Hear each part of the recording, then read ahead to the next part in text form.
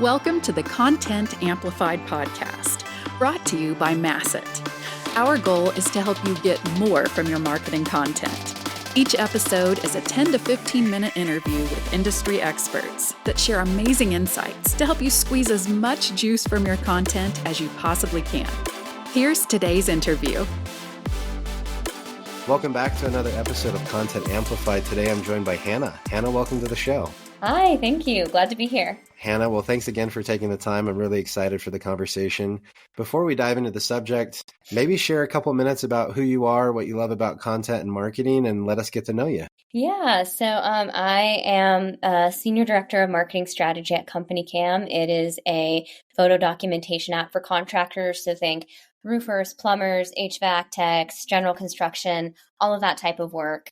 And yeah, most of my career has been spent in the B2B space, and even within that, particularly the SaaS space. But I tell people that my core competency as a marketer is in copywriting and content, since that is really where I got my start, was just, doing social media, writing blogs, writing copy, all things words. The journalism route is such a good route. I think it's so healthy for marketers to go through that pathway. Yes, it was very instructional. Yeah, and you're such a good, the ability to tell other people's stories is really, really cool. We were talking slightly before the show, especially in B2B, sometimes it's not your story you're telling, and you have to be really good at telling someone else's story. And I feel like journalists are really good at that. I have a marketing degree, and I'm one of the few people that's actually been on this show that has a marketing degree. And honestly, it taught me how to tell a company's story, my story. But journalism teaches you to tell other people's stories. And if I'm honest, I feel like the journalism route and telling other people's stories is a much better way of telling your own story anyways. So it's an education I wish I had, and I had to learn the hard way for sure. Yeah, and I can't speak to every journalism program out there, but one of the things about the program that I was part of, your first semester of college, you had students, kids, 18-year-olds, who had never written a news story before and didn't even know the format. I had been part of a high school paper, so I had a tiny bit of quote unquote experience. But you had people with none of that who were thrown into it right away. And similarly, I was thrown into audio visual stuff and video editing, and even that skill too of just having to do something before you're taught how to do it, I think is a great marketing kind of boot camp, trial by fire type of thing. Very true. And it doesn't matter how long you've been in marketing, you're going to have to go through that same process because everything's always changing all the time. So I love that skill set as well. That's cool. So for today, what we're going to focus on is developing content for every stage of the customer or the buyer's journey. And I think that this is really, really powerful. I think that you used an interesting phrase when we were talking random acts of marketing, like avoiding that kind of a thing. So when you look at really developing your content to match your customer's journey, how do you do that? How are you, obviously you know some of the major steps, but how are you really identifying pain points and solving those through content? And how are you articulating that to the rest of your business? Yeah.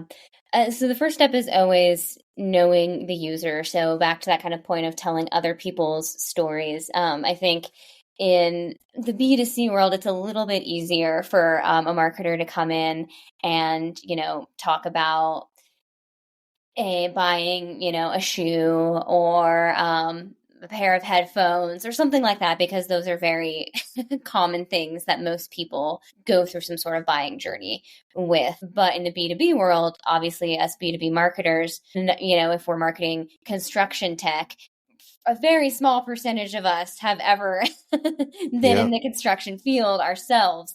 And so we can't firsthand relate to what that is like. So we have to do a really good job of understanding our users or prospective users, anyone in the potential audience, and understanding what really makes them tick, especially outside of the product. And I do find if you do this stage later in the game and you want to interview existing users, it becomes even more difficult because they just want to talk to you about what your product is or isn't doing for them. And you're like, no, wait, I need to just understand you more. So it's something that I think in terms of content maturity at a lot of companies, I don't think that the marketing team, the content folks always get really serious or mature about understanding their user and their user pain points until they have somehow, by luck or grace or whatever, have amassed a user base. But then they have to go back and really figure out, outside of the features of the product and the nuts and bolts, what brought them there and what are these people's lives like. So I do think for folks who are starting out in the space, when you're kind of starting from maybe not square one, but maybe square 2 or 3, being able to take some time and say, okay, I really want to interview people in this space.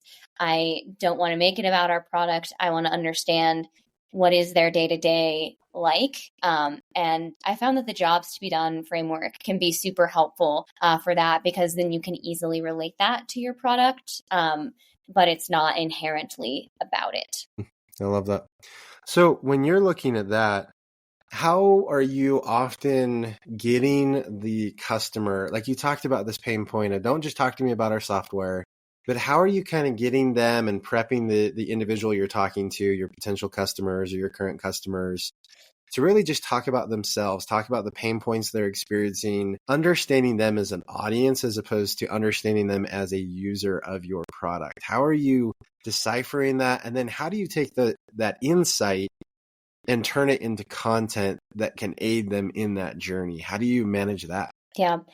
Asking a lot of sort of chronological questions I found can be really helpful. So sort of like, okay, take me through a day in your life, and then what, and then what, and then what. And that type of thing can help dig in, because they're not using your product all day, right? They're doing other things. And so even understanding what are they doing outside of their job that they're using your product for? Are these people with families who have a lot of family demands on them? Are they people who, are traveling a lot? Is there certain, hobbies or interests that these people really have in common? What does that kind of look like? How can you better understand them? So really, this is kind of the journalistic piece coming back into it. You do have to be willing to pry a little bit and, almost not be afraid to feel a little bit creepy when you're asking questions about, okay, well, so you wake up and then you do this, or, so when you get to the job site, what's the first thing you do?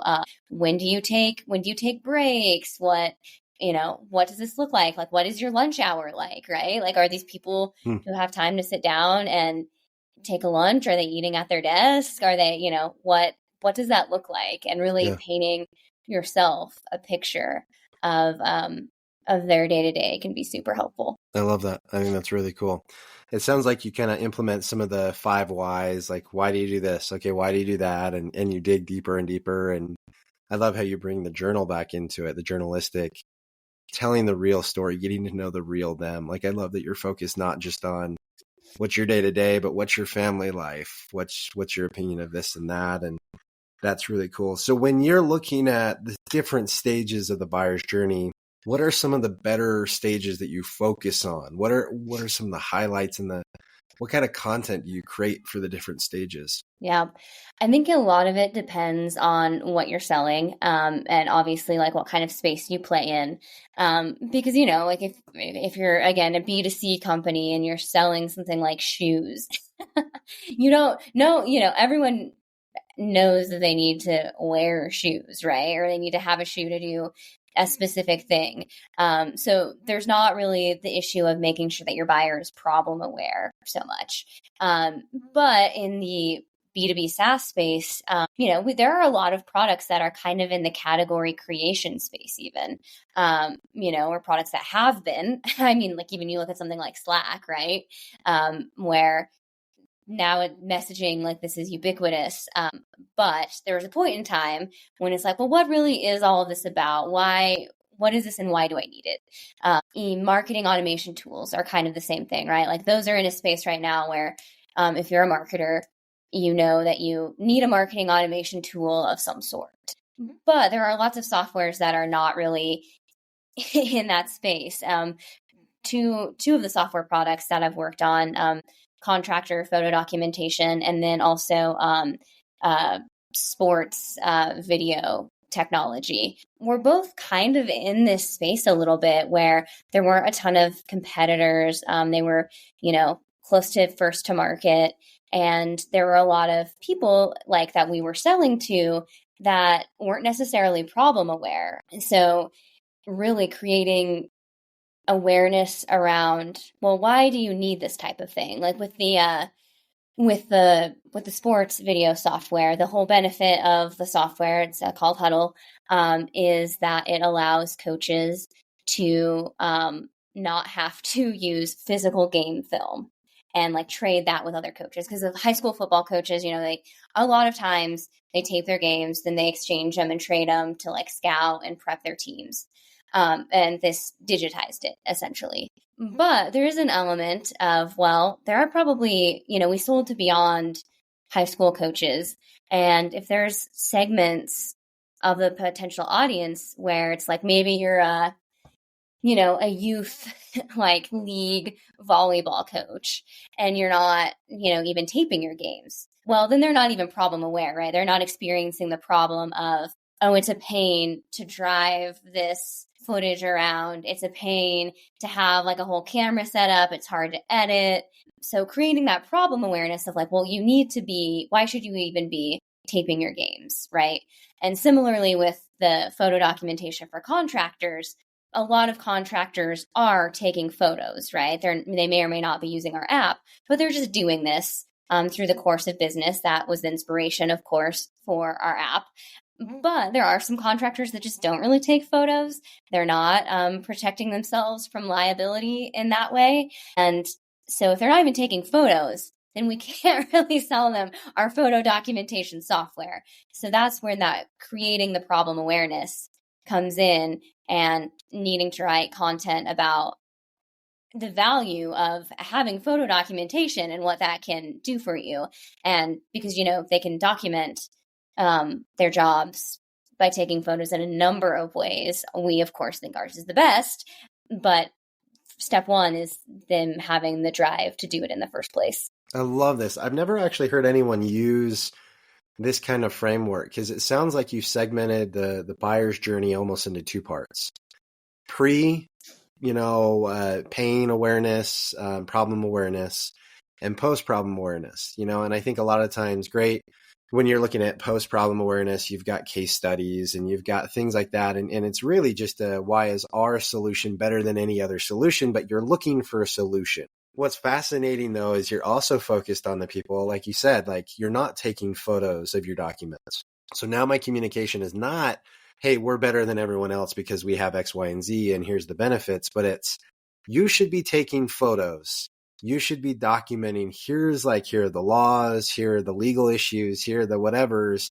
And you're almost convincing them to believe a certain pain. Like you're convincing them there's a problem. So I think it's really interesting. A lot of times people talk about awareness or top of the funnel. I like that you find this specific problem that you solve.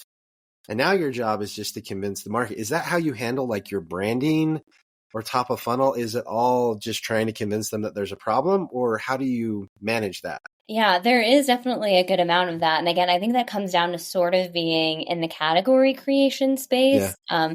And increasingly too, of course, as the market is evolving, there are, competitors cropping up, things that do similar, have similar features and, provide similar value.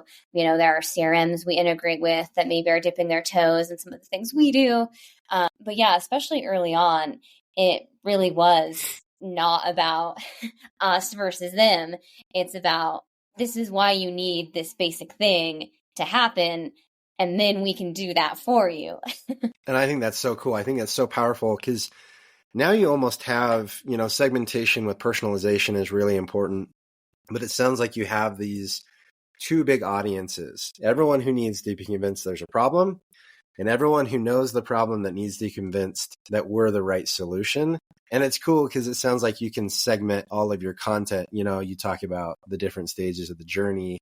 I think that's really fascinating. One quick question before we end. How do you feel like if someone is problem aware? You talk about content before and after. are there any signals or anything you're doing to really measure and say the audience has, or at least some of the audience has converted into this awareness stage? How do you manage that? Yeah. I mean, especially when you're just starting off with your targeting, we kind of, you get a sense for what types of prospective users are already likely to have some sort of problem awareness, a lot of times based on their size or even their revenue, because ultimately, once you have an operation that is of XYZ size, there's going to be increased liability concerns. So there's going to be something happening there. Same thing with another benefit of the app is that it increases internal communication, essentially.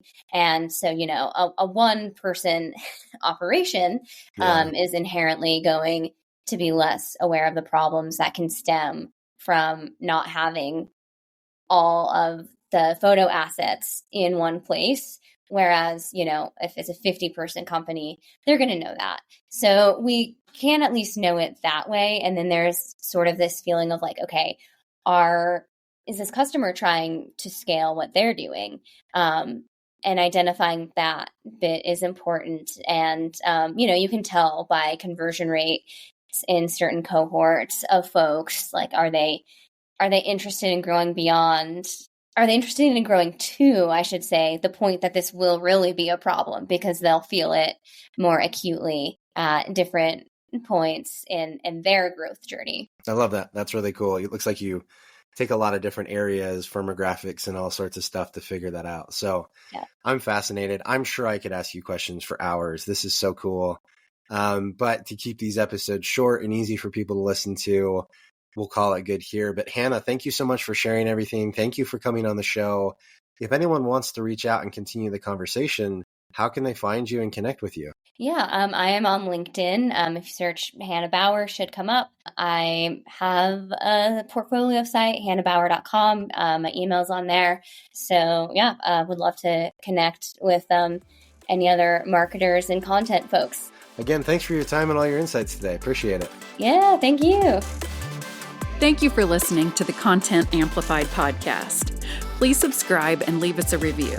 And for additional ways to get more out of your content, visit our website at getmasset.com. That's getmasset.com. And tune in next time to the Content Amplified podcast.